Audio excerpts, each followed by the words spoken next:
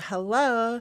Welcome back to the Civil Points podcast with none other than moi, your host, Ariana Dieva. We are back here with a brand new episode, and if you guys haven't already, you guys can go ahead and hit that subscribe button and hit that notification bell and drop all your comments below because I love to read and interact and, get different point of views of what we are talking about. The topics usually are in depth. Some of them are on the insane spectrum, and some of them are on the sanity spectrum of we can divulge this without us choking on it. But if you haven't already, hit that subscribe button. You don't want to miss out on brand new episodes of The Civil Point with me, your host, Ariana Dieva. So let's get into what we're talking about today. We have quite a few different things to discuss, including Don Lemon calling for attacks on ICE officers. This is insane. So let's go ahead and get into it right now. So Don Lemon was on this podcast, and he made some controversial comments about defending ourselves as a Black and brown communities, defending ourselves against unwarranted and illegal and unconstitutional searches, seizures, and detainment when ICE officers decide to raid apartment buildings, homes, jobs, Home Depots, complexes, and everything under the sun, with apparently no legal jurisdiction that holds them accountable for their unconstitutional raids. Don Lemon says we should fight back. But did he really call for attacks on ICE officers? Well, let's find out. Let's go ahead and listen to what Don Lemon has to say. What Chicago is going to devolve into, Don, because you were there for 4 days. Okay, so let me just say this. You're saying what I'm saying, and I just want to be very clear here. I am not condoning or promoting violence, but what I am saying No, we all know. When those, look, that should go without a caveat. And you know what? The folks on the right say it all the time, and then they get promoted, and they still have platforms, and people are like, yeah, right, Second Amendment, I get to carry my gun. You know the whole thing. But the moment that you and I say it, because, Black and the brown brothers say, oh my gosh, what are they saying? Yeah, I'm saying, here's what I'm saying to Black and brown people, to Mexican people, to people who are here legally and who can go and buy a gun legally and have a license to carry legally. Go do it.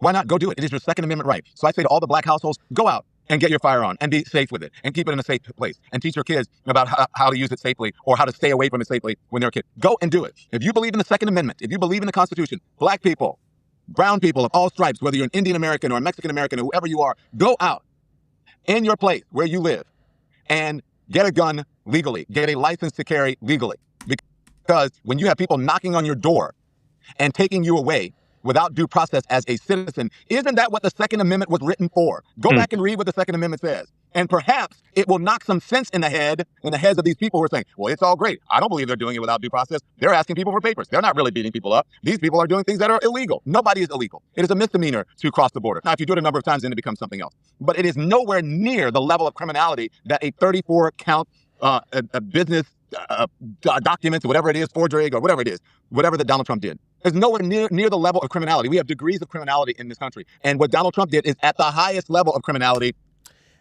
And what did he say that was so wrong? What did Don Lemon say that was so wrong? Can someone explain it to me? Because what he said was defending the Second Amendment of our Constitution, which is the right to bear arms. So someone want to clear up the confusion and the manipulative narrative that the right is spewing, that Don Lemon is calling for attacks on ICE soldiers. I don't even want to call them soldiers. ICE agents. Despicable, disgusting human beings. Where's the misconstrued, we're going to attack ICE agents with guns? Because he didn't say that at all. So this is my problem, obviously, with media. Everything gets misconstrued. Everything gets manipulated to fit a narrative for a news station like Fox or for a podcast. It's just very much centered around creating a narrative that is untrue. What did Don Lemon say that was so wrong?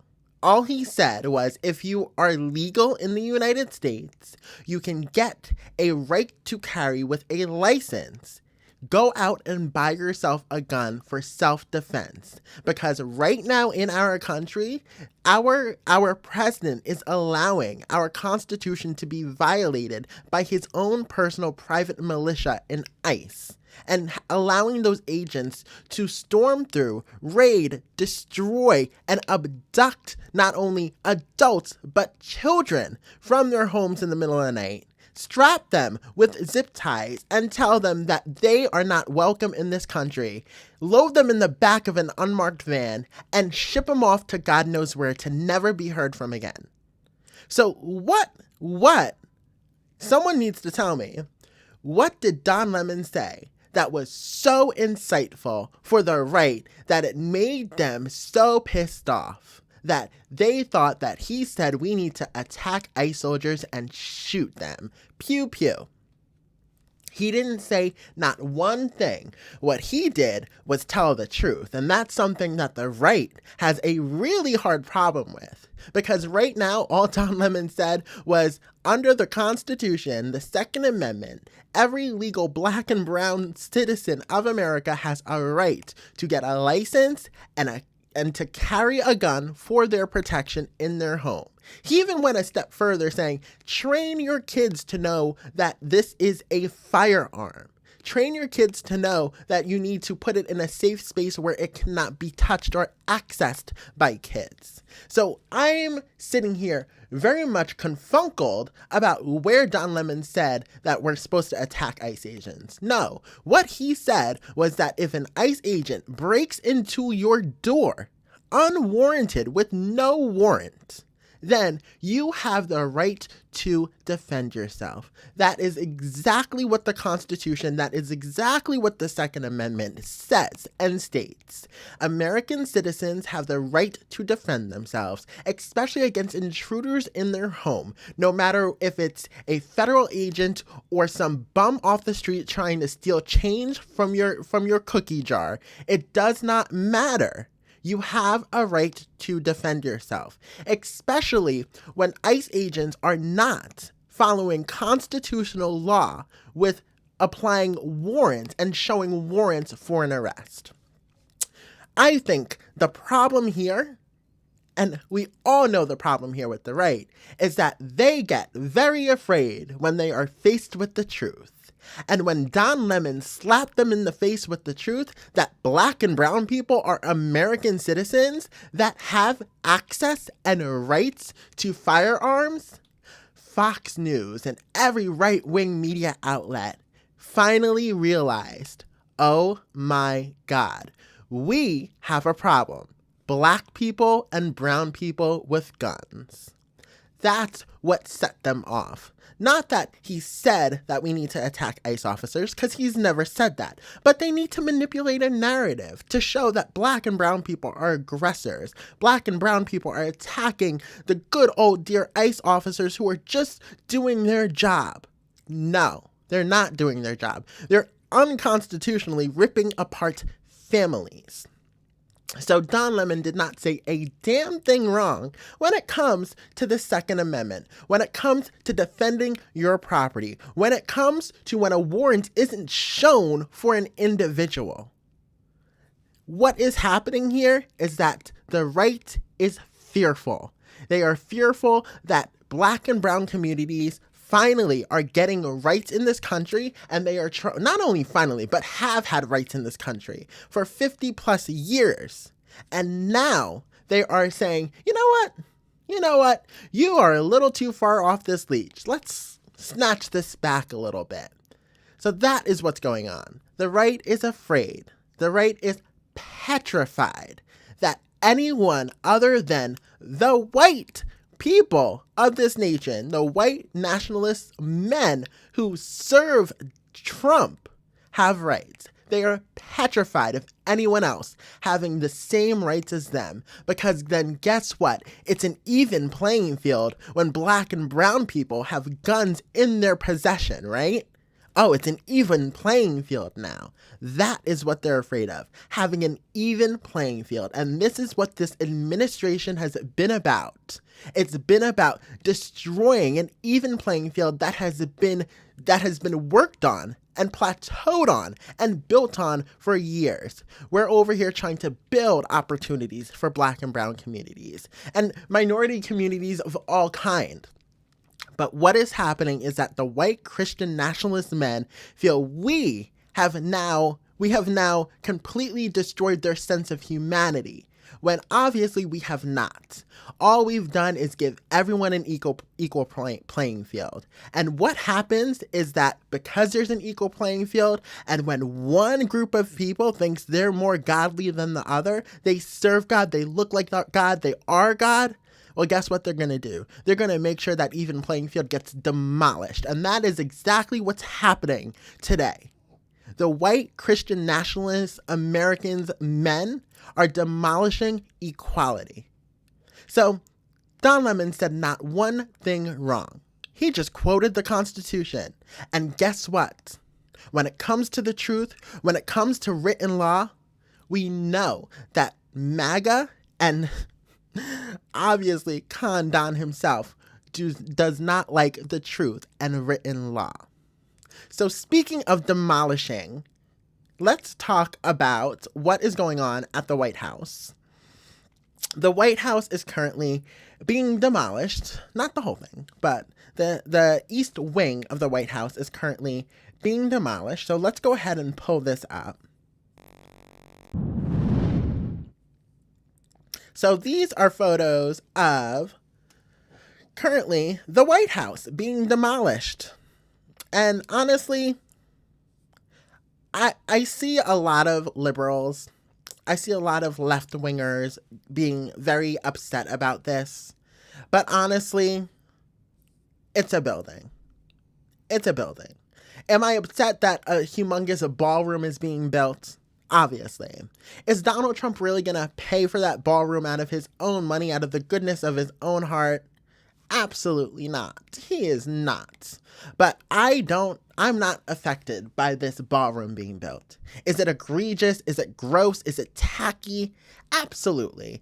Why does the United States need a ballroom? I mean, that's something you saw in 19th century kingdoms. You know, in America, we don't support this grotesque, overly greedy faction of fascism that's taking place that awards the wealthy and removes the riches from the poorest Americans and funnels them up to the wealthiest. So the ballroom is just a representative of not only a destruction of not just a destruction of Americans, but an upheaval and a solid monument of what America is going to be and what America is going to stand for. The fact that a ballroom is being built on American soil at our White House that is supposed to serve the people shows nothing but a great disrespect to the everyday working American.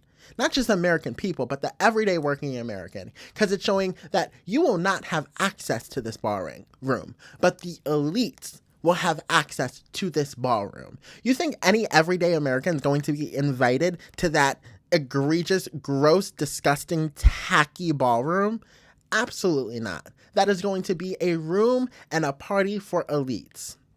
Not for everyday working Americans like myself, not for everyday working Americans like you, not for everyday working Americans like farmers who are being screwed by Donald Trump in regards to beef prices and beef competition. No, it's not going to be for Americans, everyday hardworking Americans. It's going to be a symbol of grotesque greed when it comes to our nation and who this nation truly supports, when they funnel the wealth from the bottom of American citizens to the tippy top wealthy American elites, the billionaires. So again, I don't have an issue with the demolition of part of the White House, the East Wing.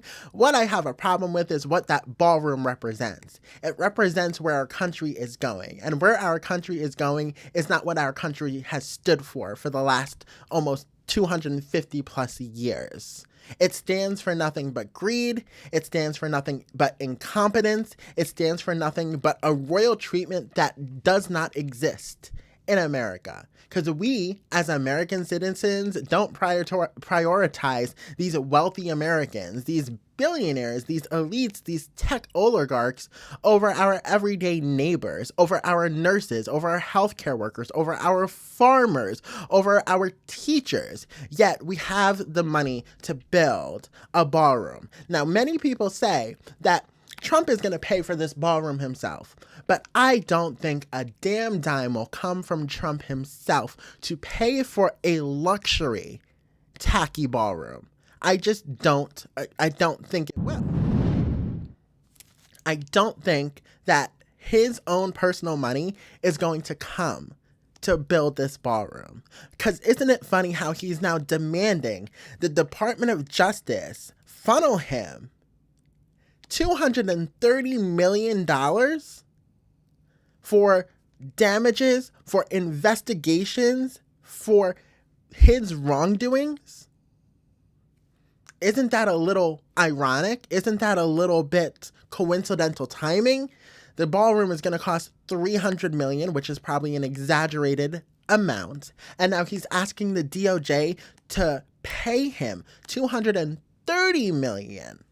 It's giving extortion.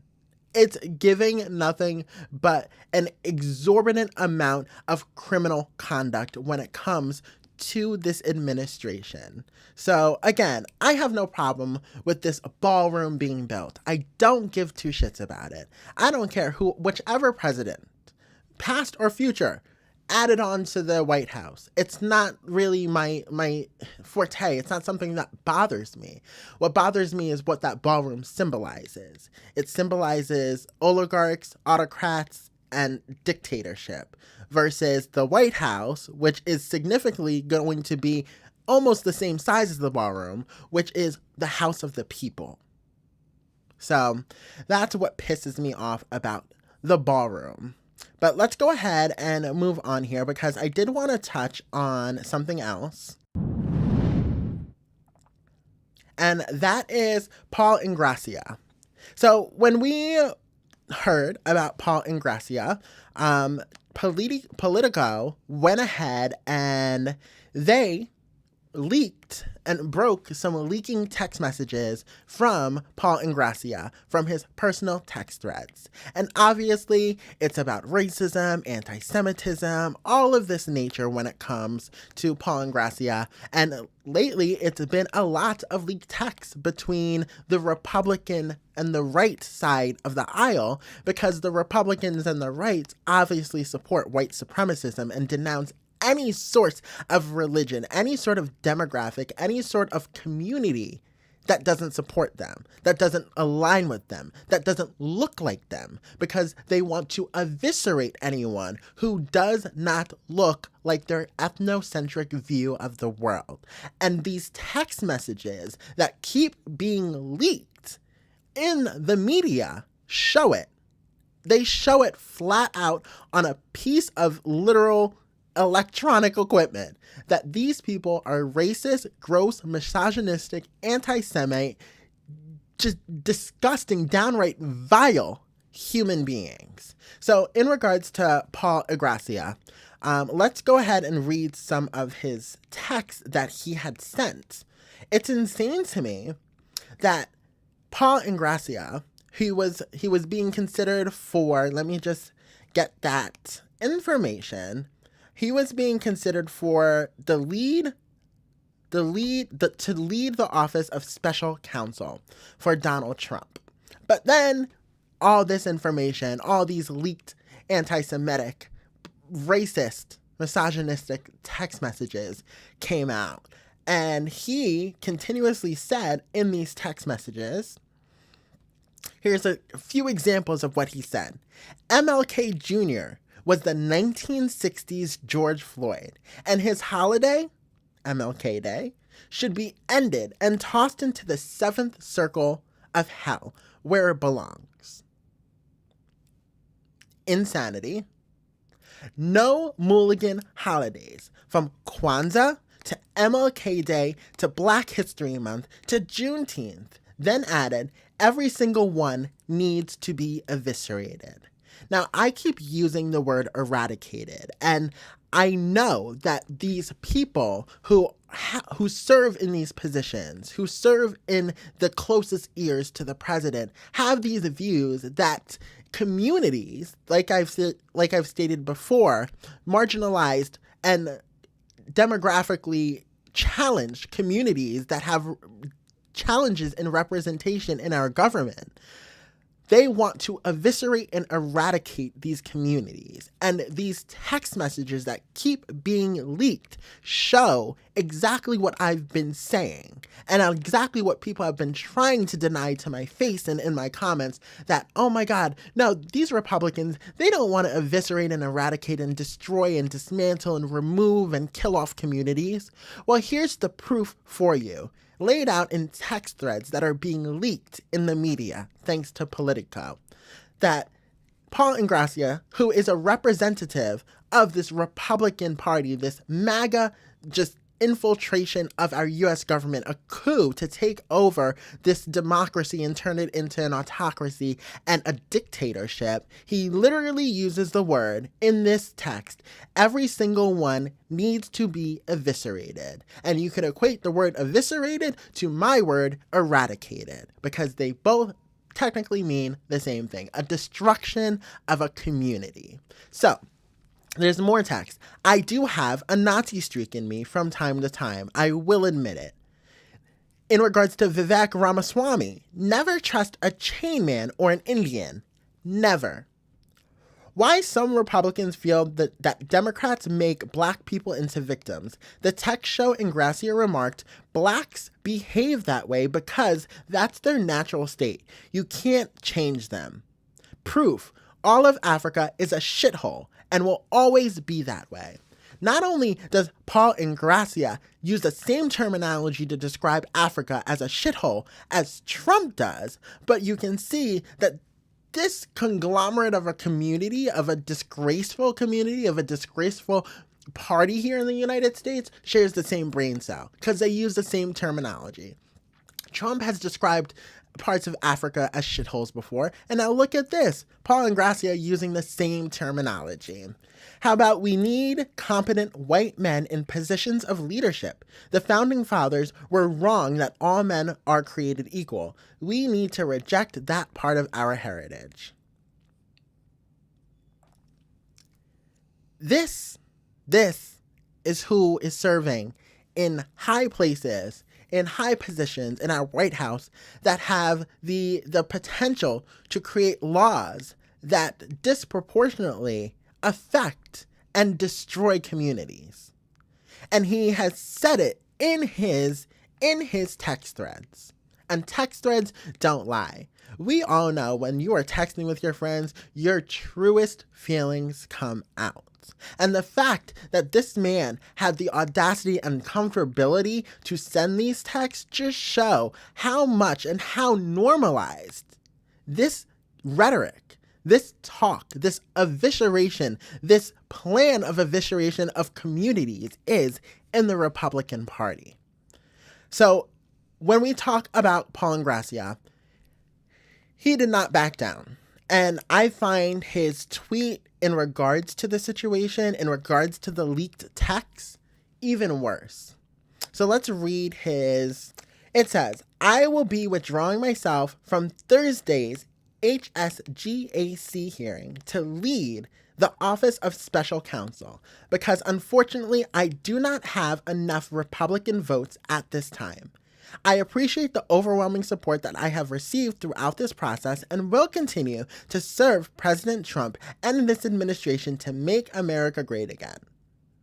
He has no remorse. This man has no sympathy. This man has no regret of any word he uttered in those leaked text threads. No apology. No, I'm sorry for the communities I hurt. No sort of remorse in any part of that statement. He just said, and it shows exactly how he feels, I don't have enough Republican votes, so I'm dropping out. Not, I'm dropping out because I said some fucked up shitty shit about communities and I don't truly believe it. No, he's dropping out because he wants to blank wall his actions and his words with, I don't have enough votes. It's crazy. And the fact that this man is still going to be serving in the Trump administration to serve in Make America Great Again, this Truth Social post shows everything about what MAGA is. What MAGA is a racist demographic of white nationalist Christians who believe every other community is unreliable and unsuitable to be in the United States as an American citizen with the same rights as the white nationalist Christians. In those texts, eviscerate these communities. That is what MAGA believes. And if you don't believe it, well, look at the damn texts that say it. It is the proof, it is the evidence, it is the timeline, it is the receipts. It's everything you need to understand that this movement is no longer some positive movement to make America great again. It's a positive movement, which we all know is a negative movement. It's a destructive movement to destroy America's democracy and bring us back to the 1800s, where slaves were being brought into the United States with no rights, no clothing, on boats with diseases. That is where they're trying to take us back to. But we won't go back. I can guarantee that. So let's move on here, because I want to continue talking about the racism that plagues the right, that people want to turn a blind eye to. And these commentators, these podcasters, these politicians, the President of the United States continues to use rhetoric that destroys and alienates and demonizes marginalized communities on the daily. So let's go ahead and look at this tweet here from Matt Walsh. So he was responding to this tweet from Mehdi Hassan. Sorry if I mispronounced the name. But here we go. We're going to go ahead and play this. American as anyone else, and don't take any BS from anyone. I think that if you can play church bells, you can pray the call to prayer. We are as American as anyone else, and don't take any BS from anyone. He said, if you can have your church bell, we can have Islamic prayer. So, Matt Walsh responds, Christianity built this country. Islam did not at all, in even the slightest way. That's why we can have our church bells, you ungrateful little bitch. The Islamic hate that comes, not just the Islamic hate, it's just bigotry and hatred in general from the MAGA right party. Like, it's there, it's blatant, it's literally posted in writing, and it just doesn't seem to connect to a lot of these maggots' minds that it's there. Like, it's written. It's like the damn Magna Carta. Like, you'll never be able to erase this. It's there for history. So when we talk about Matt Walsh, when we talk about Paul Ingrassia, and a few more others that I'm going to get to, it's really just hard to sit here and intake this every day, while these people still have platforms to display their racist rhetoric with no accountability for the words they're saying that really truly look to radicalize white men to destroy the same communities they are posting about. So when Matt Walsh wants to sit here and talk about Christianity built this country. Christianity is destroying this country. American Christianity is destroying the melting pot and cultures that belong in this country, because this country was founded on the rights of the people, of the rights on American soil for everyone to exist and pursue a life of happiness. And most importantly, liberty. The word liberty is very important. Freedom from persecution of your religion, persecution of your sex, persecution of who you love. We are free to do anything we please as long as it does not hurt other people. So for Matt Walsh to sit here on X and continue spouting his disgusting racist Islamic phobia hate, it's just like, it's unfathomable that these people still have platforms. Same with Laura Loomer. She's tweeting, ban all Islamic immigration. These are people that have the president's ear. These are people that contributed to the president becoming the president. These are people that are contributing to a fascist regime takeover of the United States. These are people that have bona fide, solidified, in writing, tweets and posts and text threads about how much they hate every other group other than white Christian male nationalists. So when is the American public that is not the white male Christian nationalists going to stand up and say, enough is enough with your posts? Enough is enough with you infiltrating our government to destroy and rip away our civil rights? When is every other demographic that these people do not support, that these people want to eviscerate, finally going to stand up and say, today's the day that America stands for everyone, not just some white Christian extremist nationalist group that wants to destroy and eradicate communities because they believe in some mythical book that says they are the chosen one. Then again, every goddamn religion feels like they're the chosen one to God. But here's the thing. American Christianity tends to take it a step further when it comes to the repeal of freedoms and actual bodily autonomy for women, freedoms for, black men, freedoms for black women, freedoms for every other demographic of person get to be destroyed in the name of the Bible. That's what the problem is with American Christianity. They get to destroy and eviscerate communities with saying, well, God and the Bible says we can do so. It's the dichotomy for me, because doesn't your Bible preach you need to love thy neighbor, but somehow it also preaches you need to destroy and eradicate communities? Make it make sense to me. Like, I am truly lost. And if anyone in the comments can put down how the two make sense, how the math is mathin' for you, please do so, because it's confusing the fuck out of me. And it's something that I've always been confused about. So we're going to go ahead and move on here. But MAGA is turning on Trump, obviously. We know it. We see podcasters starting to turn on him, such as Joe Rogan. We see influencers starting to turn on him, as well as Tomi Lahren, or Lahren, sorry, that's her name. Also starting to turn on Trump here. So thanks to, let me get this up here, Alex Cole, he posted a whole receipt for Tomi Lahren because she wrote a tweet. Why the actual fuck would we buy Argentinian beef? Our American ranchers are getting crushed already by cheap shit foreign beef imports. The meat packers are already undercutting our American producers as it is. This is an outrage. American beef.